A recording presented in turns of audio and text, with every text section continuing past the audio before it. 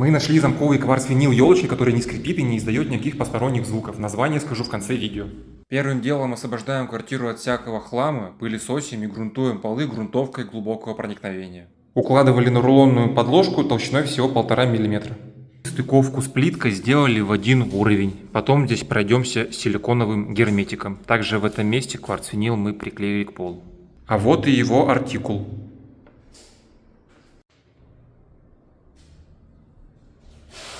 Вот я хожу, и никаких посторонних звуков не издается. Максимум мои джинсы шуршат.